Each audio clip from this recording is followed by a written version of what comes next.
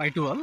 So ఇది solar water pump అండి. ఇది loom solar panel 50 watts capacity. ఇది ఆన్లైన్లో కొన్నాను. అమెజాన్లో 2600కి వస్తుందండి. ఫ్లిప్కార్ట్లో కూడా అమెజాన్లో కూడా అవైలబిలిటీలో ఉంటాయి ఇవి. 50 watts loom solar panel, monocrystalline solar panel. మనకి 2 టైప్స్ ఆఫ్ సోలార్ ప్యానల్స్ ఉంటాయి, monocrystalline and polycrystalline. Monocrystalline is more efficient than polycrystalline. Efficiency వైజ్గా మోనోక్రిస్టలైనే బాగా ఎఫెక్టివ్గా ఉంటుంది. లిటిల్ బిట్ కాస్ట్ ఉంటుంది, 20% కాస్ట్ వేరియేషన్ ఉంటుంది దీనికి. మోనోక్రిస్టలైన్కి పాలీక్రిస్టలైన్కి 20% కాస్ట్ వేరియేషన్ వస్తుంది. కానీ నార్మల్ క్లౌడీ కండిషన్స్లో కూడా మోనోక్రిస్టలైన్ సోలార్ ప్యానల్ బాగా ఎఫెక్టివ్గా వర్క్ చేస్తుంది.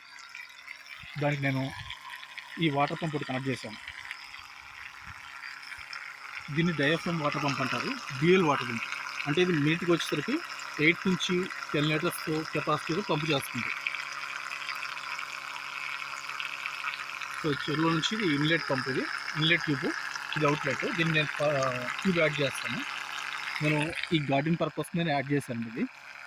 సో ఇది 2500 రూపాయలు సోలార్ ప్యానల్ కాస్ట్ అయింది. ఇది 1000 రూపాయలు అయిందండి. 2500 ప్లస్ 1000 రూపాయలు, 3500. ఈ ట్యూబ్స్ అన్నీ కలిపి 500 అయింది. దాదాపు 4000 రూపాయలు మనకి ఫ్రీ కరెంట్ వచ్చేసింది.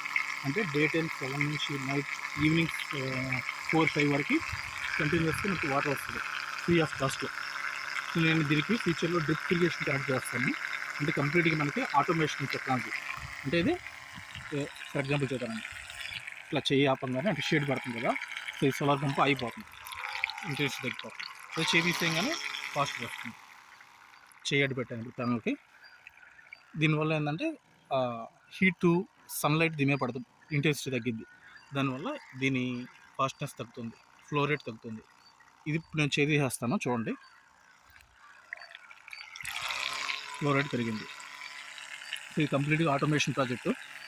సో సన్ రాగానే ఇది ఆన్ అవుతుంది. అదే ఈవినింగ్ 4 to 5కి ఆఫ్ అయిపోతుంది. అదే క్లౌడీ కండిషన్స్ కూడా ఇది ఆఫ్ అయిపోతుందండి. దీన్ని మనం ఎటువంటి ఎక్స్టర్నల్గా ఎనర్జీ సోర్స్ అందించాల్సిన పని లేదు. ఇది సన్ ద్వారానే, సన్ సోలార్ రేస్ ద్వారా ఇది రన్ అవుతుంటుంది. నేను దీనికి ట్యూబ్ యాడ్ చేస్తాను. సో ఇది నా గార్డెన్ అండి, ఇది వెజిటబుల్స్ వేసాను. వర్షాలకి ఎండిపోతుంది. సో ఆ పర్పస్లో నేను సోలార్ ప్యానల్ వాటర్ యాడ్ చేశాను. ఇది ట్యూబ్ యాడ్ చేస్తాను.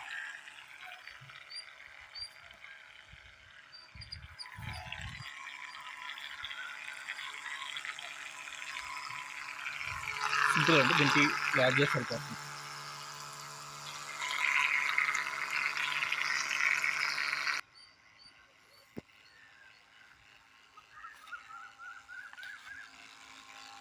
జస్ట్ ఈ ట్యూబ్ దీనికి అవుట్లెట్కి కనెక్ట్ చేశాను. కరెక్ట్గా దీని ఫుల్ మ్యాచ్ అయిందంటే ఇది inlet pump, outlet pump. Flow చూస్తాను, చూద్దాం.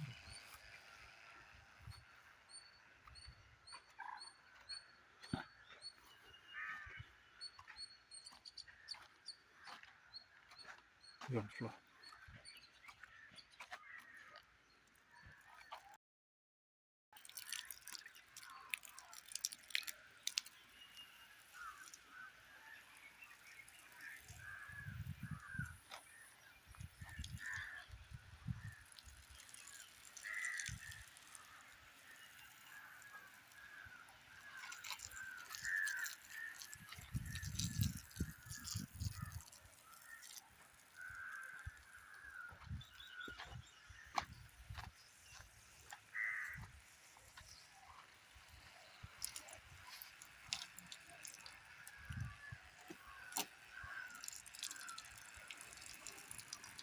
మనం 1 వీక్ ఒకసారి సోలార్ ప్యానల్ వాష్ చేసుకుంటుండాలి. ఎందుకంటే ఈ డస్ట్ కానీ వర్షం పడినప్పుడు ఈ మట్టి దిమ్మె పడుతుంది. దానివల్ల ఏంటంటే దీని ఇంట్రెస్ట్ తగ్గిపోతుంది, సోలార్ ప్యానల్ యొక్క ఇంట్రెస్ట్ తగ్గిపోతుంది. పాసిబిలిటీ ఉంటే డైలీ, లేకపోతే 1 వీక్ ఒకసారి ఇట్లా వాష్ చేసుకోవడం ద్వారా ఈ సోలార్ ప్యానల్ ఎఫిషియన్సీ పెరుగుతుంది. ఇది చూడండి, మట్టి లైట్గా వస్తుంది.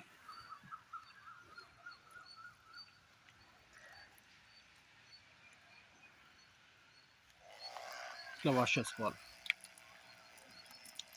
ఈ సోలార్ ప్యానల్ మీద మనకి వర్షం పడినా కూడా ఏం కాదండి. దీనికి 25 years వారంటీ ఇచ్చాడు. చూడండి నేను వాటర్ కొడుతున్నా కూడా ఇది పనిచేస్తుంది. అంటే వర్షంలో కూడా ఇది పనిచేస్తుంది. ఇంటెన్సిటీ సన్ ఇంటెన్సిటీ దీనికి మెయిన్ రిసోర్స్. సో ఇట్లా వాష్ చేసుకోవాలి సోలార్ ప్యానెల్. దీన్ని బైక్ వాష్ కూడా చేసుకోవచ్చు అండి. నేను నెక్స్ట్ వీడియోలో అప్లోడ్ చేస్తాను bike wash solar panel with water pump ఎలా చేసుకోవాలో.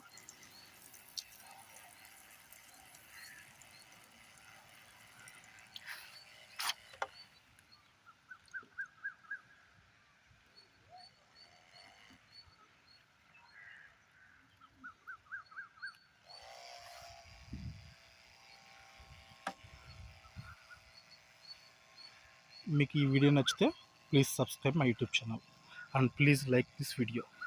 Thanks to all.